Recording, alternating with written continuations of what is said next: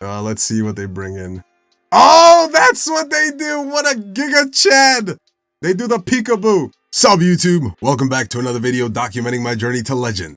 What? 2 videos back to back? Who, me? Couldn't be. Seeing as the Master League is ending tomorrow, I had to put out this video forthwith to answer the age-old question I've been getting asked since Palkia and Lando started clapping up the Mastercard League. Does D-Nite Double Steel still have play in the Open Master League? Drumroll please.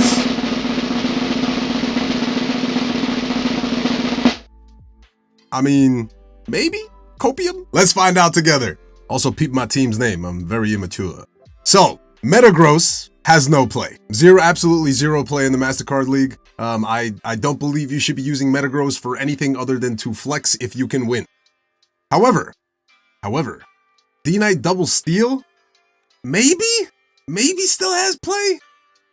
You guys know how I like to rock the Dialga lead with Dragonite. I build up to a superpower, and then I throw said superpower. But I've swapped out, just in case you can't tell, I've swapped out Metagross for this hexagonal metal man you see before you now. And in a previous matchup, I had shielded this Shadow Ball because I figured, oh, maybe, you know, I'm doing sizable damage with the Rock Slides. Now I stopped shielding, and just a little, what's the word I'm looking for? Spoiler alert. We do go on an impressive, I think impressive, considering this is the budget man's Palkia and Lando in Excadrill and Dragonite. We do go on an impressive 9-1 run. And I did make it to Expert on my account. Yes, this is my account if you didn't watch yesterday's video. I was going to say last week's. Jesus, I really uploaded back to back. Lucky for me, my opponent has Togepiss in the back. And they have a Draco loaded on the Dialga, if I'm not mistaken. I think they built up to it. And now all I need to do, even though these charms are sizably chunking, this Metal Mole, who should resist this crap, and also I allow that move to go through, which I don't know if that was the smartest play, but I figured it wouldn't do too much. It is twice resisted. But yes, to answer the age-old question, I sort of kind of do think that this rendition of the team, which is still a free-to-play, technically no legendaries. I don't really consider Melmetal a legendary. It's the poor man's legendary. And it has been for a long time, and I've shut it down for a long time because of that. But in this meta, it sort of kind of seems to have play. Palkia lead, you only win zeros. Only win zeros, and it's kind of sad. You wish D-Nite had just a little bit more bulk. But again, you are working on a handicap. So if you can climb with this team in the Mastercard League, you're already better than infinitely everybody else using all those Mastercard bosses. Helicopium on that one. There's your infamous Palkia Lando core, and I'm sad to say that this is probably going to be one we lose. However, my opponent played this one actually a bit differently. They are not full sending the Sandsear Storm. They're looking to get as low as possible before I bring back in D-Nite and farm them down. Now, like, I can't flip switch here. They're already at the back-to-back. But this version of the team only works if you safe swap Melmetal. Melmetal is bulkier than Excadrill. I like to rock this specific moveset on it, Superpower and Rock Slide. Even though Mr. Sensei Fleek has been rocking Flash Cannon on his, spoiler alert if you don't know, I just don't feel that that version of Melmetal works on this rendition of the team. So, Superpower Rock Slide it is. It's coming pretty clutch, having these quick, fast-pacing moves. And I don't think we survive here, if I'm not mistaken. Yeah, no. Even Xerneas collapses. So just a team that was very difficult to work around. I have beaten a few Palkia Lando cores. Ho-Oh is still, or is now, an uncomfortable lead. You used to be able to comfortably survive a Brave Bird, but now they can build up to the Sacred Sword, or Sacred Fire, sorry, and bait you with it. And obviously, you know, we get the debuff because it's 100% of the chance when it happens to you. And now all I'm going to do is try to get off as many of these Dragon Claws as I can. This time, I went down both shields. You'll see in a following matchup that I end up doing something differently. But Excadrill still does work here. I believe I am going to get outpaced to the Draco. However, they did let that drill run go through, which gives me some hope. And what I'm going to do is I'm going to come back in Roro time. It's hella hard. I mean, it is a Draco Meteor clone. I'm going to come back in with Melmetal, and I'm going to farm this thing all the way down to Shitty Pa Town. They do get to a last second move. I believe this is just an Iron Head, if I was counting correctly, which, full disclosure, I've learned to count, which is kind of cool. I don't throw my move there, even though I probably could have, because I feel like Melmetal will be my win con. And Palkia doesn't have anything aside from Fire Blast if they're rocking it. What a Chad, what a Giga Chad. I thought I could probably get to another Dragon Claw there. Sadly, I cannot, because Dragonite is not as chubby as you would think. But I love Dragonite. I'm really hoping I can hit Legend, either with this team or with my Ultra League team that I've been rocking. I don't know if I've made a video on it yet. But I do think we might be able to just make it out of this alive. They swap in, which takes a turn, which means that Incinerate does not register. And it looks like we're going to win. Now, they actually died with the move right there. Also, peep that trainer's name, 9-inch Swag. Let's see if we can win this one. Oh, man, nothing more embarrassing than losing to people with funny names. All right, Dialga. They actually try to catch, which is insane because I was going to go right for it. There's only been one other person that has caught a superpower. So more often than not, you're pretty safe with staying in and just full sending.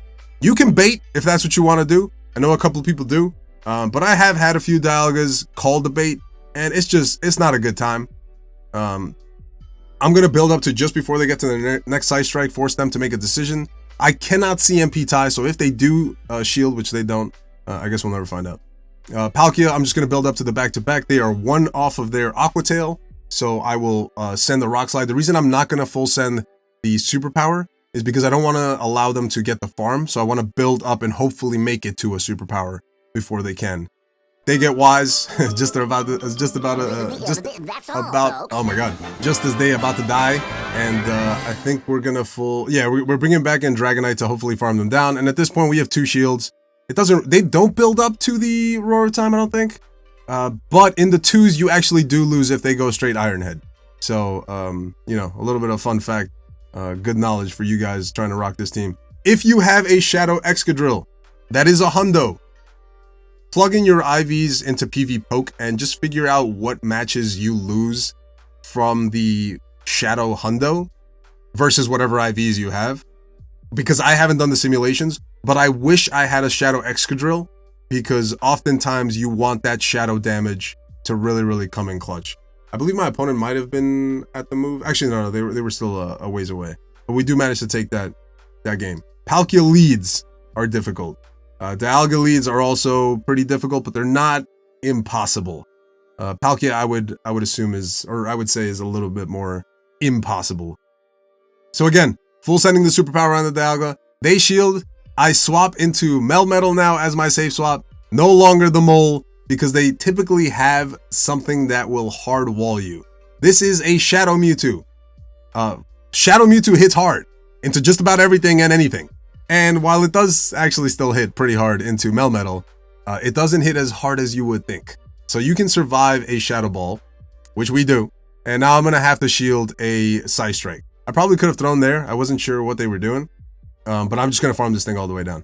And if they bring back in the Dialga, I believe this is the Madman that catches onto something that's twice resisted, if I'm not mistaken. Let's see what they bring in.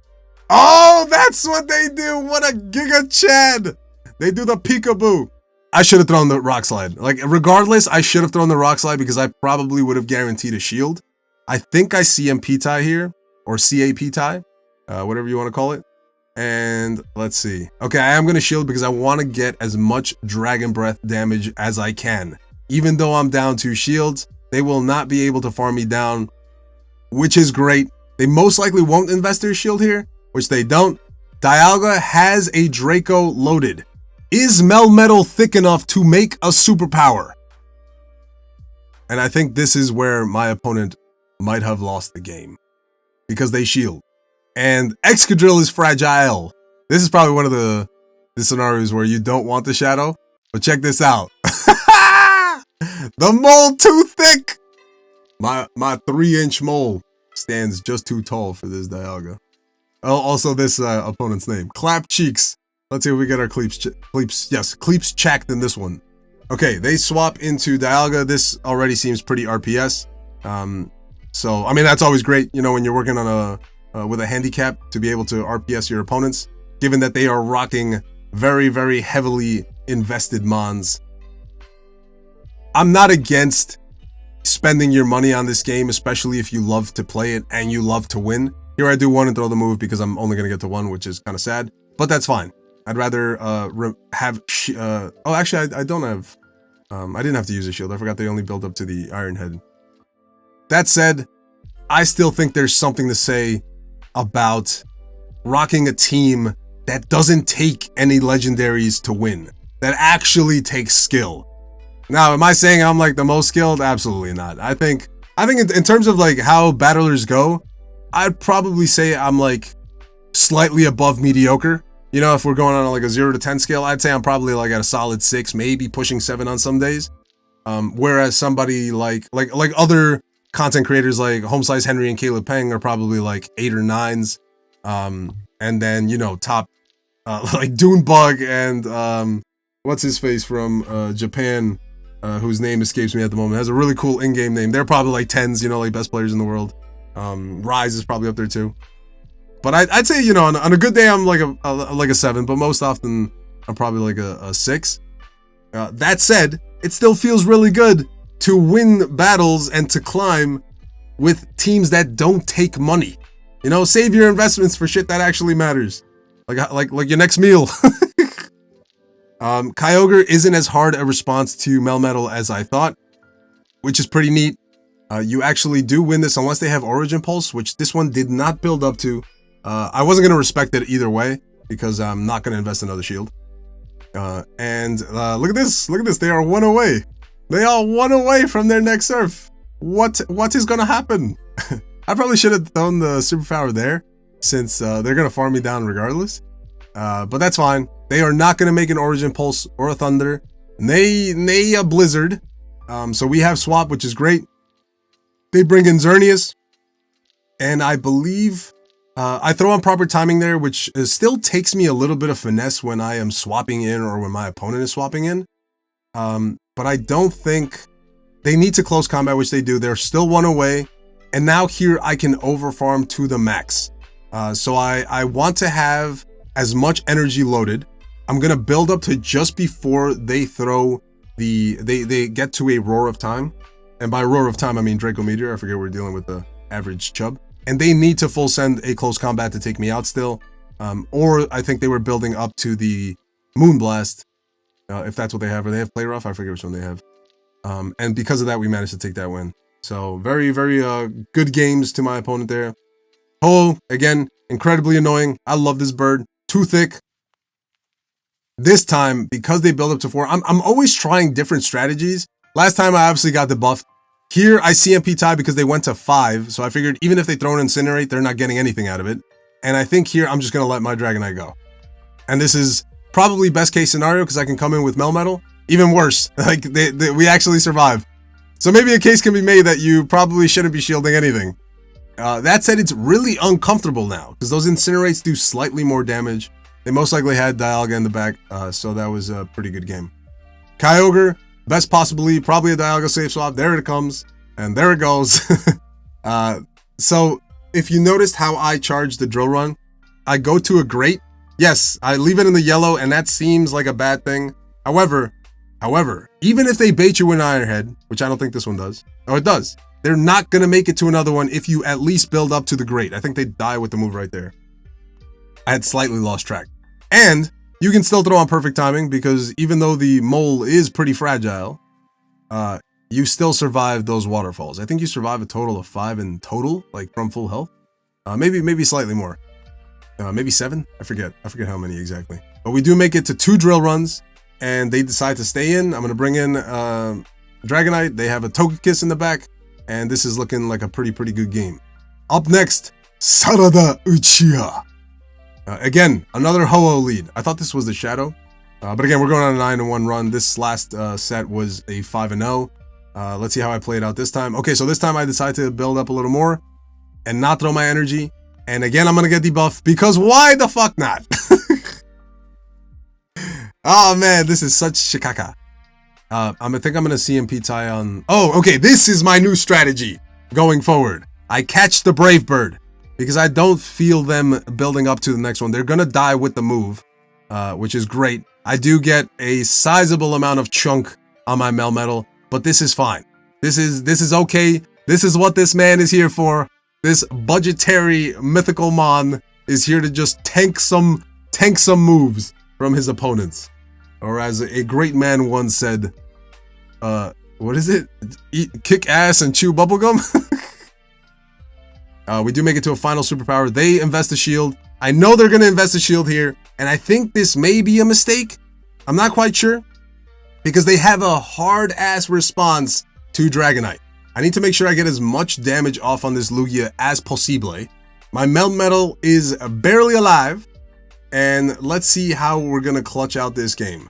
The Palkia has an Aqua Tail and some change loaded, and Excadrill cannot survive an Aqua Tail. It can. It does about 80% damage because Aqua Tail got an unnecessary buff. Actually, it was probably necessary. Some other mons ended up benefiting from it. But we correctly shield up the Arrow Blast. Now, our switch timers are slightly misaligned. I'm going to see how much this Rock Slide does. Sadly, it does not do enough, so I swap out to try to snipe. But my opponent had the exact same idea, because at that point, an Aqua Tail probably would have KO'd. Don't quote me on that. I'm not too sure. And they die with the move right there. They die with the next Arrow Blast. I believe that was 7. So yeah, just a really impressive run in my opinion. This team, this rendition of the team has some play. I'm at Expert. I've managed to climb slightly more ELO since then. But overall, if you are looking for a budget team to use in the Mastercard League, Dragonite still works.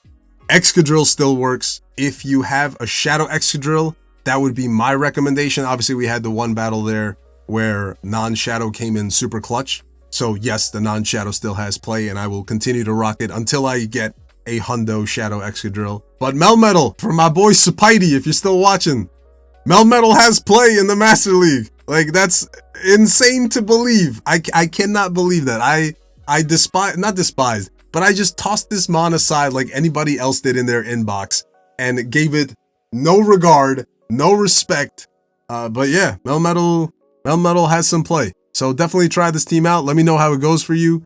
Melmetal is your safe swap. Do not safe swap Excadrill. There's like very minimal scenarios where Excadrill is your safe swap. I don't know them off the top of my head. That's how minimal they are. But I'll catch you in that next video.